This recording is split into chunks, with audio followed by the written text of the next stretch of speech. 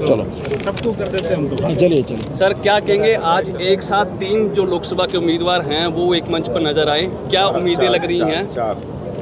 नहीं 3 थे और एक प्रेजेंट। आपकी पार्टी का भी था, चांदनी डॉक्टर चांदनी भी था जी। अरे नहीं भैया, हमारे तो अपने हैं। जी थोड़ा डाउन हाँ, कर मित्रों देखिए, ये अपने आप में एक विशेष बात है कि सभी अपनी अपनी जगह चुनाव भी लड़ रहे हैं और एक दूसरे के लिए वोट भी मांग रहे हैं। इस एकता को आप केवल भारतीय जनता पार्टी में देख सकते हैं और कहीं नहीं देख सकते हैं। इसलिए यही हमारी ताकत है, यही हमारी स्ट्रेंथ है कि हम सब 11 के 10 के 10 लोकसभा के और एक हमारे जो मुख्यमंत्री विधानसभा करनाल से चुनाव लड़ रहे हैं, तो 11 के 11 कमल खिला करके हम 4 जून को मोदी जी की झोली में डालने वाले हैं। क्या मुद्दे लेकर से चल रही है बीजेपी? देखिए, सुशासन के नाते या मोदी जी के जो 10 साल की अचीवमेंट्स हैं वो सब कांग्रेस की 55-60 साल की जो अचीवमेंट्स हैं उन पर भारी पड़ रही हैं। बल्कि 55-60 साल में जो कांग्रेस ने जिस प्रकार की समस्याओं को उलझाया है, उन समस्याओं को सुलझाने का काम भी भारतीय जनता पार्टी कर रही है। उदाहरण के रूप में नेहरू जी ने स्वयं इस जम्मू कश्मीर की समस्या को उलझाया। 370 जो लागू की गई, केवल उनके ही कहने पर लागू की गई। इसको हटाने के लिए हम वर्षों से संघर्ष कर रहे थे, लेकिन मोदी जी, अमित शाह जी की जोड़ी ने 370 को समाप्त करके जम्मू कश्मीर को इस देश का एक अभिन्न अंग बनाया। एक बहुत बड़ी अचीवमेंट है, कहने को बड़ी सामान्य लगती होगी लेकिन देश के नाते बहुत बड़ी है। अब मोदी जी की सरकार में जो एक नक्सलाइट का गलियारा बना हुआ था, यानी अगर आप देखें तो बिहार, छत्तीसगढ़, झारखंड, महाराष्ट्र, मध्य प्रदेश, ये सब क्षेत्रों के अंदर बीच बीच में गलियारा। आने दो भाई जरा थोड़ा आगे।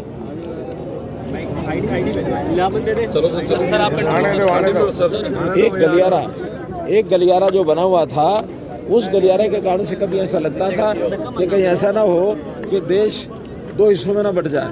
लेकिन उन्होंने नक्सलाइट्स के साथ अपनी टीम के माध्यम से, अपने जो सिस्टम है उसके माध्यम से बातचीत की।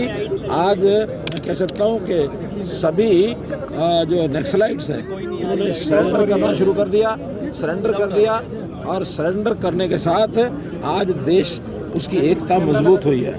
नॉर्थ ईस्ट के प्रांत जिसको मैं कह सकता हूँ, उसमें नागालैंड है, मणिपुर है, मेघालय है, मिजोरम है, आसाम है, वहाँ के लोग तो अपने आप को इंडियन कहने में भी संकोच करते थे। आज सब लोग देशभक्ति का पाठ पढ़ करके और आज वो भारत की मुख्य धारा में आ गए हैं। वहाँ बहुत पूरा विकास भी हो रहा है। मोदी जी, अमित शाह जी बार बार वहाँ जा रहे हैं, और तो और आधे से ज़्यादा प्रांतों में भारतीय जनता पार्टी की या तो सरकार बनी है या फिर वहाँ आज मजबूत विपक्ष में हम बैठे हैं। तो देश की एकता अखंडता एक बहुत बड़ा विषय है। कुणाल जी, आप भांजे के लिए तीसरी बार सिरसा आए हैं, क्या मैसेज देंगे?